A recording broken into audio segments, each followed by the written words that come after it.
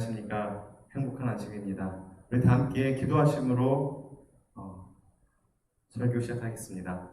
사랑이 많으신 하나님 아버지, 이렇게 또 한 주를 무사히 보내고 아버지께서 태초에 제정하신 이 복된 안식일을 저희들이 맞이하게 하시니 감사합니다. 아버지, 이 시간에는 아버지께서 바라시는 그 가정이 어떤 가정인지 배우기를 원합니다. 아버지의 말씀을 들을 때 하늘의 지혜를 허락하여 주시고, 또 저희들의 마음판에 아버지의 말씀을 온전히 새겨서 또 한 주를 살아가면서 실천할 수 있도록 아버지 축복하여 주시옵소서. 이 시간 아버지께서 온전히 저희 이 시간을 선하게 인도해 주시기를 간절히 바라오며 사랑이 많으신 주 예수 그리스도의 이름으로 간절히 기도합니다. 아멘.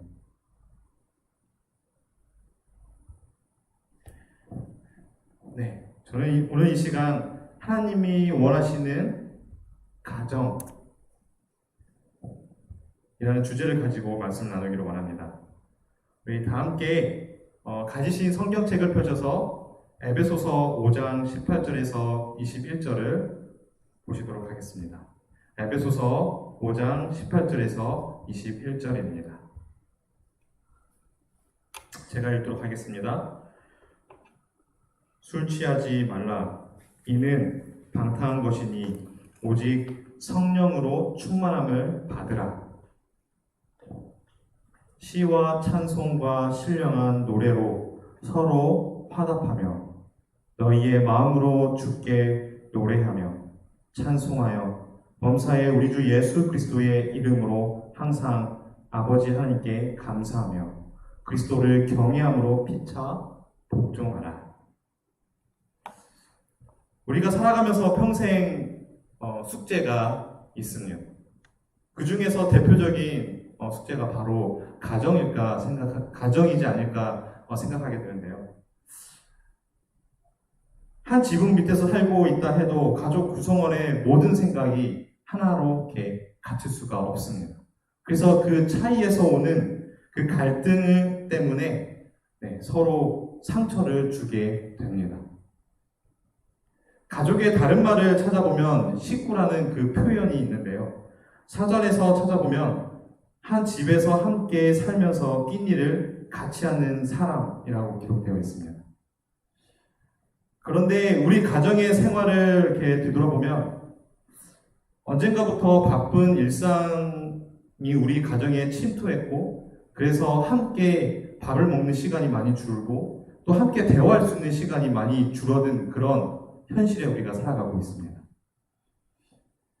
이제는 남편, 아내, 그리고 자녀를 사랑으로 시작해서 이제 원수라고, 왼수라고 부르곤 합니다. 결국에는 하나님께서 원하시는 행복한 가정보다는 후회만 남게 되는 그런 가정을 우리가 종종 만들고 있는 것 같습니다. 하나님께서 만물을 창조하실 때 하나님의 형상을 닮은 남자와 여자를 지으시고 그들을 부르셔서 그들을 연합하게 하시고 그들을 통해서 가정을 제정하셨습니다. 하나님의 창조 사역의 마지막 절정이 가정이 태어난 것인데요. 그래서 창조의 완성은 가정과 함께 완성되었다라고 말할 수 있는 것입니다. 그런데 이렇게 소중한 하나님의 계획과 축복 속에서 태어난 이 가정이 오늘날 계속해서 무참히 깨어지고 파괴되고 해체되고 또 흔들리는 그런 모습들을, 그런 현상들을 우리는 봅니다. 사도 바울 선생은 1세기 당시 에베소 교회에서 복음을 받아들이고 새로운 삶을 시작한 그 새 신자들에게 이렇게 편지를 합니다. 에베소서 4장 24절입니다.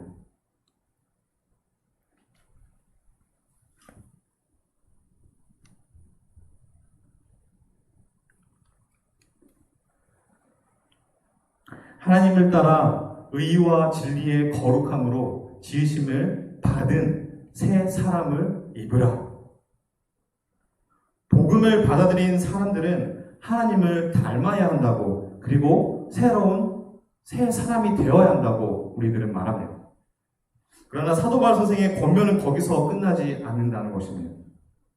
우리가 개인적으로 복음을 받아들이고 새로운 사람이 되는 것은 앞으로 우리의 인생길 앞에 새로운 아주 중요한 과제가 놓였다는 것을 말하는 것입니다.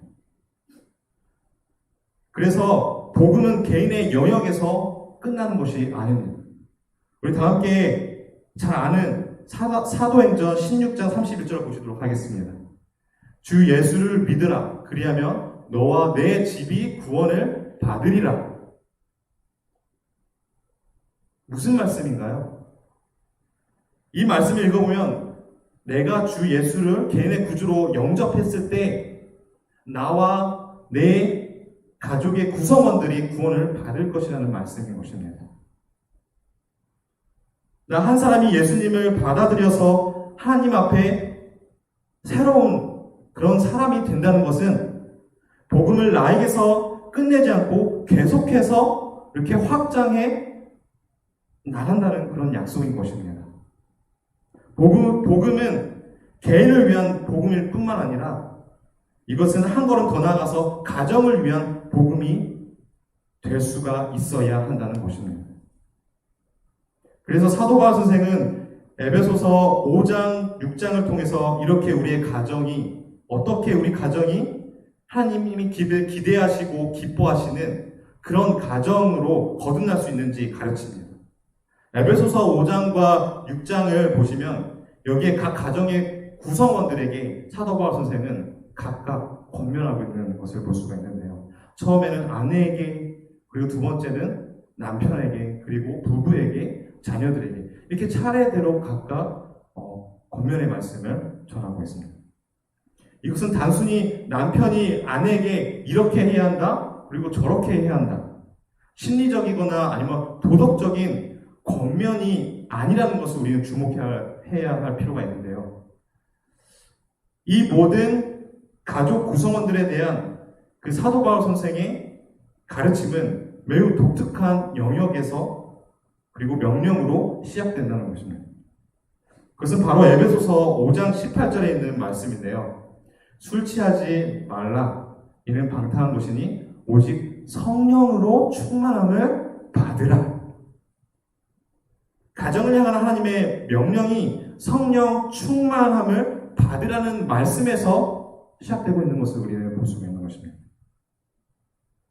그리고서 이어서 아내를 향하여 명령이 주어집니다. 아내들이여 자기 남편에게 복종하기를 주께 하듯 하라. 이것은 정말 쉬운 것이 아닙니다. 정말 어려운 명령인 것입니다. 누군가에게 복종하고 순종한다는 것이 쉽습니까? 물론 한 조직 사회에서 살아가기 위해서 어쩔 수 없이 복종하는 것은 가능하지만 한 가정 안에서 복종하는 것은 쉬운 일이 아닙니다. 왜냐하면 서로의 그 계급장을 다 떼고 같은 위치에서 동등한 위치에서 서로 마주보고 살아가기 때문에 정말 쉬운 일이 아닌 것입니다. 그런데 우리가 성령 충만하면 사도 바울 선생은 가능하다고 말하는 것입니다. 그리고 에베소서 5장 25절에는 남편들아 아내 사랑하기를 그리스도께서 교회를 사랑하신 것처럼 그 교회를 위하여 자신을 주신같이 하라. 이것도 맨 정신으로 하기 어려운 명령입니다. 그리고 다음은 부부에게 부모와 자녀에게 말하는 권면인데요. 내 아버지와 어머니를 공경하라. 이것은 약속이 있는 첫 계명입니다.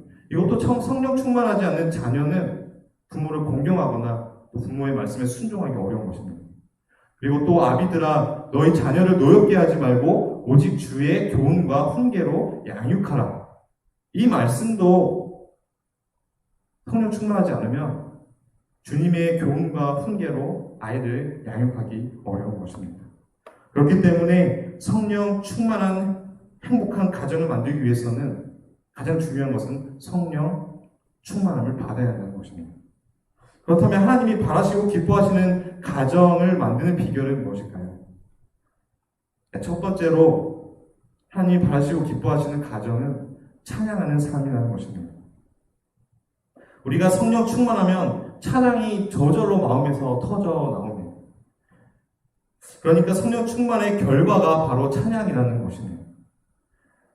반대로 우리가 매일 찬양을 하게 되면 우리의 마음에 성령님이 임하실 수 있는 그런 하나의 조건, 하나의 전제를 우리가 갖추게 되는 것입니다. 그래서 오늘의 본문인 19절에서는 이렇게 사도 바울 선생은 권면합니다. 시와 찬송과 신령한 노래들로 서로 화답하며 너희의 마음으로 주께 노래하며 찬송하며. 이 말씀은 입술로도 찬양하고 또 마음으로도 찬양하라는 말씀입니다. 이것은 우리가 교회 안에서 만날 때 성도들이 찬양으로 서로 교제하고 또 찬양으로 연합하는 그런 경험을 하는 것입니다. 그런데 여러분, 먼저 우리 가정에서 이런 경험을 맛보지 못한다면 결코 우리는 교회 안에서 찬양으로 성도들이 교제하고 또 연합할 수 있는 경험을 하기 어렵습니다. 우리가 찬미가를 부르다 보면은 이 페니 크로스비라는 이름을 종종 발견할 수 있습니다. 우리가 잘 아는 노래를 작사하신 분인데요. 예수를 나의 구주 삼고, 그리고 예수께로 가면 나의 갈 길 다가도록, 이 노래를 작사하신 분이 바로 페니 크로스비입니다. 이분은 태어날 때는 정상으로 태어났지만 어렸을 때 한 의사의 미숙한 처방으로 인해서 시력을 잃게 됩니다. 그녀가 시력을 완전히 잃게 되었을 때 자신의 아버지는 질병으로 세상을 떠나게 됩니다. 이러한 불행 속에서 그녀가 할 수 있는 일이라고는 아무것도 없어 보였습니다. 그저 세상을 한탄하며 시각장애인으로서 그 삶을 이어갈 수밖에 없는 그런 인생 속에서 그녀는 새로운 인생의 전환점을 맞게 되는데, 바로 그 사건은 예수님을 개인의 구주로 영접한 것입니다. 그녀의 마음은 성령의 능력으로 마음이 점차 열리기 시작해서 이제 그녀는 자신이 하나님을 위해서 무엇을 할 수 있을까, 그 일을 찾게 됩니다. 그런데 그녀는 자신이 아무것도 할 수 없는 그런 상황 속에서 하나님을 찬양할 수 있는 그 하나님을 찬양하는 시를 한 편씩 쓰게 됩니다. 그렇게 한 편씩 쓰게 되면서 일생 동안에 8,000편의 하나님을 향한 찬양의 시를 쓰게 됩니다. 우리가 마음으로도 수도 없이 가정 안에서 잘해야지 하는데도 왜 그렇게 가족을 사랑하고 섬기는 것이 힘들까요? 이것은 맹정신으로 하기에는 어렵기 때문입니다.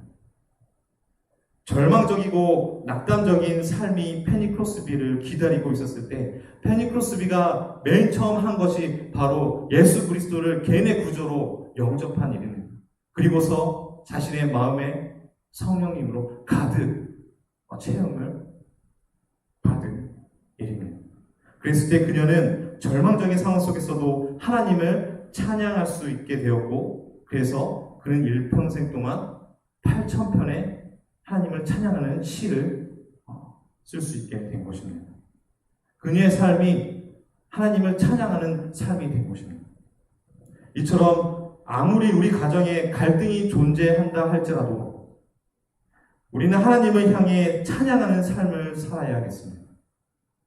그러니까 우리가 성령 충만할 때, 우리대로 성령 충만하면 감사가 저희들의 입술에서 저절로 나오게 됩니다.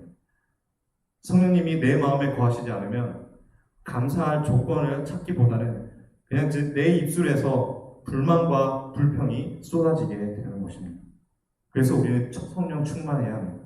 성령 충만했을 때 도무지 감사할 것이 없는 그런 상황 속에서도 우리는 하나님께 저절로 감사하는 마음이 생기는 것입니다. 그리고 우리들의 입술로 하나님께 감사의 고백을 할 수 있게 되는 것입니다. 오늘 본문인 에베소서 5장 20절에서 범사에 우리 주 예수 그리스도의 이름으로 항상 아버지 하나님께 감사하며. 여기서 중요한 두 가지 화두가 있는데요. 바로 범사와 그리고 항상이라는 단어입니다. 이 두 단어는 모든 일에 있어서 그리고 모든 때에 하나님께 항상 감사하라는 말씀입니다. 이것이 어떻게 가능할까요? 자족하는 마음을 가져야 할 때 가능합니다. 자족하는 마음을 가질 때 비로소 나의 마음에 감사하는 마음이 생기고 나의 입술에서 하나님께 찬양하는 고백이 나오게 되는 것입니다. 여러분, 시인 송명희 씨를 아시나요? 이분은 복음성가에서 똑바로 보고 싶어요. 그 다음에 나 가진 재물 없으나, 이 곡을 작사하신 분입니다. 아주 유명하신 분인데요. 이 송명희 씨는 지체장애 1급을 가지신 분이십니다. 그녀가 21살이 되던 때 1984년에 기독교 방송국에서 그가 간증을 할 수 있는 기회를 얻게 됩니다. 그때 간증을 통해서 감명을 받은 한 목사님이 그녀에게 원하는 것이 무엇이냐고 묻는데요. 그녀는 그때 이렇게 대답합니다. 제가 노트에 써놓은 시를 책으로 출판하고 싶습니다. 라고 말합니다. 그리고서는 1년 후에 어떤 한 출판사의 도움을 통해서 송명희 씨의 그 시집이 이 세상에 알려지게 됩니다.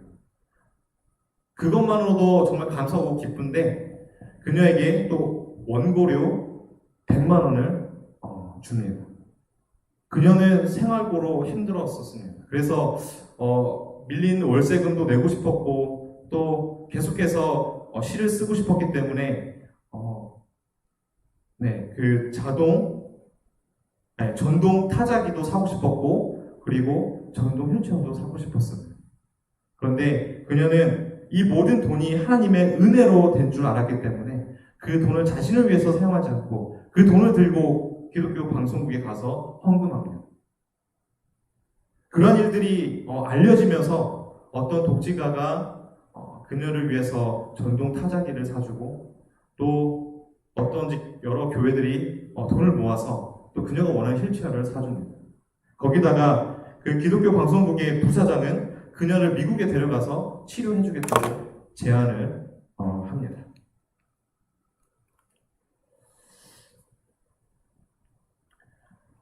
그렇지만 그녀는 그런 매력적인 제안이 들어왔음에도 불구하고 그 제안을 거절하게 되는데요. 그러면서 그녀는 이렇게 말합니다. 전 이대로가 좋아요. 주님이 만들어 놓으신 이대로 감사하며 살겠어요. 시인 송명희 씨는 재물도 없었고 그리고 지식도 없었고 또 건강도 없었습니다. 그렇지만 그녀는 자신의 모습 그대로를 만족하는 삶을 살 줄 알았습니다. 그녀는 오직 주님 한 분만으로 만족했던 것입니다.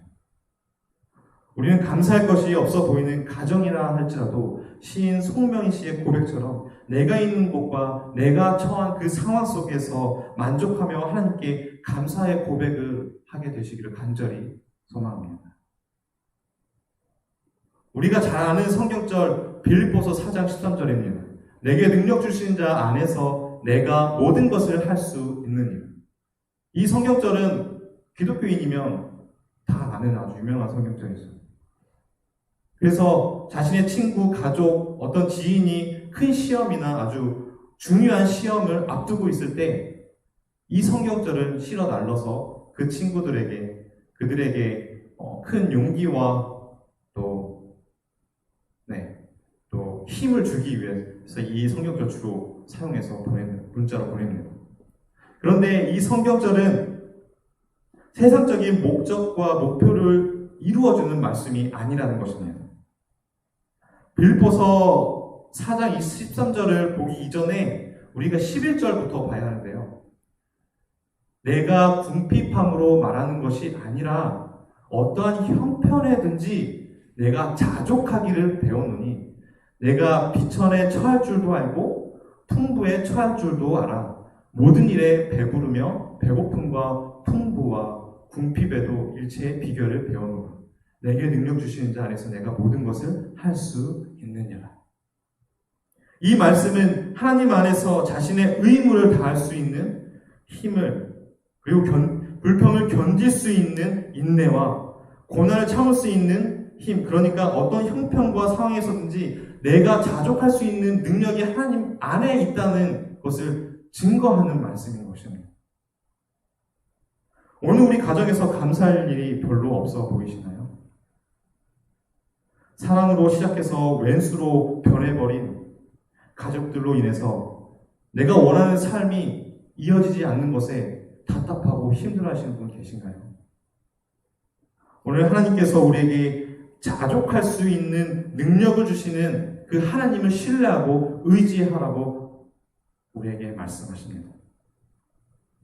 그래서 가정 안에서 아무리 갈등이 있고 답답하고 힘들고 어렵다 할지라도 하나님 안에서 자족할 능력을 가지게 된다면 우리는 나의 남편과 아내와 자녀들이 바뀌어지기를 기대하는 그 마음보다는 그저 내 옆에 존재하여 주는 것만으로도 감사와 또 고마운 마음이 생기는 것입니다. 결국 하나님께 매일매일 감사하는 삶은 가정에서 예수님의 사랑을 보여주는 원동력이 되고 가족 구성원이 새롭게 변화되는 그 길을 열어주는 역할을 우리가 하게 된다는 것입니다. 세 번째로 복종하는 삶이 세 번째로 하나님이 바라시고 기뻐하시는 가정은 바로 복종하는 삶입니다. 많은 사람들이, 그리고 특히 많은 여성들이 오늘날 그 성경은 그 현대의 문화와 그리고 사고에 뒤떨어진다고 주장을 합니다. 왜냐하면 오늘날 사회가 여성 인권이 되게 크게 신장을 했고 또 성차별과 불평등이 없어지는 그런 사회가 되기 위해서 노력하고 있지 않습니까? 그런데 성경은 이런 운동과 정반대의 길을 걸어가고 있기 때문에 이 성경이 주는 교훈을 우리가 받아들여서는 안 된다고 몇몇 여성들은 주장을 합니다. 그들의 주장을 뒷받침하는 몇 가지 성경 구절이 있는데 그 중에서 에베소서 5장 22절에서 24절입니다. 아내들이여 자기 남편에게 복종하기를 주께 하듯 하라. 이는 남편이 아내의 머리됨이 그리스도께서 교회의 머리됨과 같음이니 그가 바로 몸의 구주시니라. 그러므로 교회가 그리스도께 하듯 아내들도 범사에 자기 남편에게 복종할지니라. 어떻게 보면 시대에 뒤떨어지는 말처럼 보이기도 하고요. 또 성차별적인 발언처럼 보여지기도 합니다. 그런데 우리가 항상 성경을 펴서 우리가 연구할 때면 내가 연구하고 또 이해하고자 하는 그 성경절이 어떤 문맥에 속해져 있고 또 그 문맥, 전체 문맥의 흐름이 어떻게 진행되는지 먼저 파악하고 나서 그 속한 그 성경절을 우리가 바라보고 이해해야 합니다.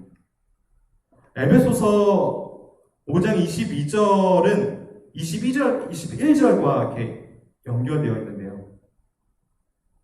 그래서 우리가 이 본문을 22절을 우리가 들어가기 전에 21절에서 그리스도를 경외함으로 피차 복종하라라는 이 말씀을 먼저 읽고서 이 말씀의 근거에서 우리가 22절을 봐야 하는 것입니다. 그래서 에베소서 5장 22절은 하나님께서 결코 부부의 관계에서 아내가 일방적으로 남편에게 복종하라고 하는 말씀이 아닌 것입니다. 하나님께서는 서로 피차 복종하라고 말씀하신 것입니다. 그렇기 때문에 부부가 성령으로 가득 채워지면 아내가 남편에게 복종할 수 있는 것이고 남편이 또 아내에게 복종할 수 있는 것입니다. 성령이 충만하면 자녀들이 부모들에게 복종할 수 있는 것이고 부모들이 또 자녀를 존중할 줄 아는 것입니다. 21절 그 현대어 성경을 보면은 그리스도를 경외함으로 서로 예의 바르고 공손하게 대하십시오. 라고 이렇게 말합니다.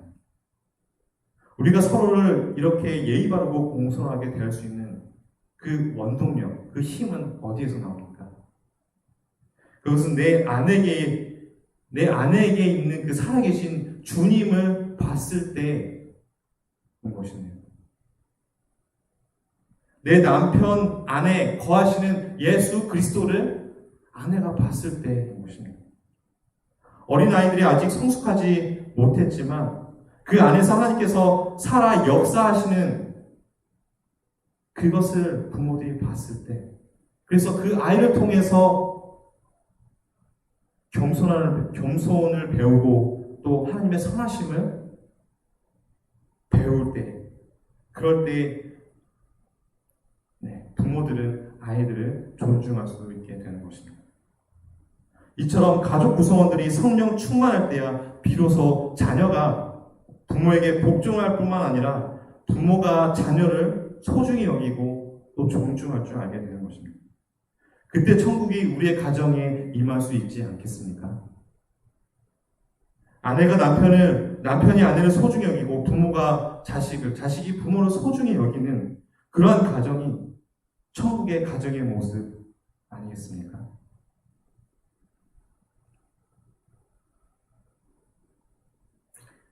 세상의 아름다운 스토리를 모아서 소개하는 영혼을 위한 닭고기 스프라는 그 책을 읽어보면요, 여러 이야기가 소개되는데요. 거기에는 한 여인의 간증이 있습니다. 말사백이라는 한 여인의 간증인데요. 이 여인은 크리스천입니다. 남편과 함께 하버드에서 박사 과정을 밟을 때의 일입니다. 그때는 이미 15살이나 되는 큰 딸이 있었고 또 자신은 그 하버드 마지막 그 박사 과정을 밟고 있어서 분주하게 열심히 연구하고 있었습니다. 그런데 의도하지 않게 둘째를 가지게 된 것이네요. 계획도 없이 생긴 그 임신으로 당황스러웠는데, 근데 그녀를 더욱 절망하게 하는 것은 산부인과 의사가 이 아이는 다운 증후군이라는 그 말을 듣게 된 것입니다. 그녀는 절망 속에서 둘째를 출산하게 되었고요. 그리고 힘들게 그 박사 과정을 마치고 하버드를 졸업하면서 또 셋째 아이를 출산합니다. 그래서 시간이 흘러서 이제 새 아이들과 함께 가정을 꾸리고 이렇게 살아가다가 새 아이를 데리고서 마트를 가게 됩니다. 항상 그 두 아이들보다 생각이나 행동이 미숙하고 또 말하는 방법을 늦게 터득해서 자신을 표현하지 못하는 그 둘째 아이는 그 부부들에게 항상 짐이었다고 말을 합니다. 그런데 그 세 아이들을 데리고 마트에서 장을 보고 있는데 캔디가 이렇게 진열되어 있는 코너를 지나가게 된 것입니다. 그때 세 명의 아이가 멈췄습니다. 그리고서 자기가 먹고 싶은 그 사탕을 계속 보고 있는 것입니다. 그래서 이 여인은 그 세 아이들에게 너희가 원하는 사탕 한 개씩만 사주겠다라고 말합니다. 그러니까 첫째와 셋째는 자기가 원하는 사탕을 하나씩 고릅니다. 근데 둘째가 계속해서 사탕을 만지작거리면서 있다가 그 사탕을 놓고서 어디론가 가버리더니 한 손에 장미꽃 하나를 들고 온 것입니다. 그러니까 다른 코너에 가서 그 장미꽃을 한 송이를 가져온 것입니다. 그리고서 자기는 이것을 사겠다고 하는 것입니다. 그녀는 계속해서 강요하게 이 장미꽃 한 송이를 내려놓고 너가 원하는 좀 먹고 싶은 캔디 하나 고르라고. 그런데 그 아이는 죽어도 자기는 이 장미꽃 한 송이를 사겠다고 말하는 것입니다. 그리고서는 이 세 아이들을 데리고서 이제 집에 왔습니다. 그리고 장을 본 그 식료품을 집에서 정리할 때에 이 둘째 아이가 자신이 산 그 장미꽃 한 송이를 들고 어디로 가버리는 것입니다. 이 둘째 아이는 빈병을 찾아서 그 빈병에다 물을 채우고 그리고 자신이 산 장미꽃 한 송이를 그 빈병에 꽂습니다. 그리고서는 엄마한테 가서 엄마한테 선물을 준 것입니다. 그 순간 그녀는 눈물을 흘릴 수밖에 없었는데 그 이유는 경쟁과 비판을 기초로 한 지성을 숭배해온 그녀에게 하버드의 모든 교육이 가르치지 못한 것을 그 아이에게서 배웠기 때문이라고 말합니다. 그 순간 그녀는 둘째 아이를 통해서 성취보다 이 세상에서 더 소중한 것이 있다는 것과 또 서로를 내어주는 사랑, 서로를 위해 살아주는 이 기쁨의 가치를 그녀는 비로소 그 둘째 아이를 통해서 깨닫게 되었다고 말합니다. 그날부터 둘째 아이는 이 부부의 스승이 되었고, 부부는 둘째 아이를 통해 아이들을 사랑으로 키우는 참된 가치와 그리고 교육을 알게 되었다고 고백합니다. 그리고서 하버드가 결코 가르치지 못한 이타적인 사랑과 그리고 진정한 희생의 가치를 우리는 배울 수 있었다고 그렇게 말합니다. 이것이 하나님께서 바라는 가정 아니겠습니까? 이것은 바로 서로를 내어주는 희생과 사랑을 통해서 이루어가는 천국의 가정의 모습인 것입니다. 성령이 가족 구성원에 임할 때에 우리는 예수님께서 보여주신 사랑으로 아름다운 가정을 우리가 만들어갈 수 있게 되는 것입니다. 하나님의 창조 사역의 완성은 가정이었습니다. 우리의 가정이 얼마나 중요합니까? 그런데 어느 날 깨어지고 무너지는 이런 가정을 하나님께서 보시고 얼마나 마음 아파하시고 또 슬퍼하실까요? 안타까운 마음으로 우리를 기다리시고 또 위로하시는 그 하나님의 크신 사랑을 우리 가정에서 닮아가고 또 실천하게 되기를 간절히 원합니다.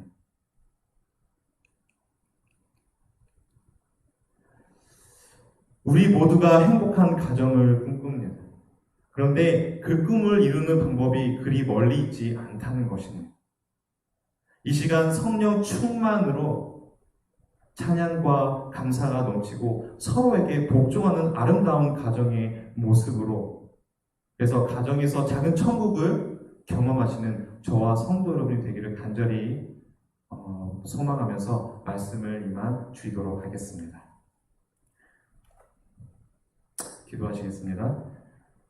사랑의 하나님 아버지, 다시 한번 하늘의 눈으로 가정을 돌아보게 하시고 행복한 가정을 꿈꾸게 하시니 감사합니다. 이 시간 저희들의 가족 구성원들의 마음에 아버지의 성령을 부어주셔서 어떤 상황에 놓여 있든지 찬양과 감사가 넘치고 서로에게 복종하여서 아름다운 가정을 꿈꾸고 만들어갈 수 있도록 축복하여 주시옵소서. 그래서 저희 모든 성도의 가정에서 작은 천국을 경험하게 축복하여 주시기를 간절히 바라며 사랑이 많으신 주 예수 그리스도의 이름으로 간절히 기도합니다. 아멘.